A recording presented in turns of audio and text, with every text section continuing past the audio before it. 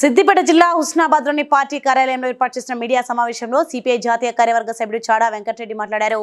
రాష్ట్రంలో అధికారంలోకి వచ్చిన కాంగ్రెస్ ప్రభుత్వం తెలంగాణ ప్రజల ఉద్యమ ఆకాంక్షలను నెరవేర్చాలన్నారు. ఫోన్ ట్యాపింగ్ తో గత బీఆర్ఎస్ ప్రభుత్వం కోట్ల రూపాయలు సంపాదించిందని ఆరోపించారు. కాంగ్రెస్ ప్రభుత్వం ప్రజా దర్బార్ నిర్వహించి ఉద్యమ నినాదాలను అమలు చేయాలని కోరారు.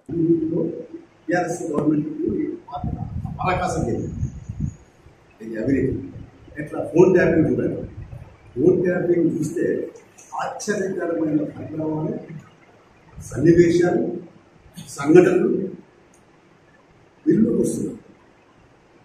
ఒకటి రెండు కాదు, ఎంతమంది కోటాలు ఇస్తున్నారు, వందల వేల కోట్ల రూపాయలు దాని ద్వారా సంపాదిస్తున్నారు.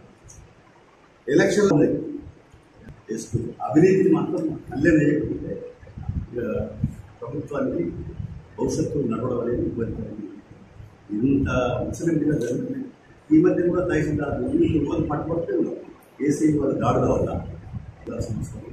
అవినీతి రహిత ప్రభుత్వం ప్రత్యేక దృష్టి సారించాలి.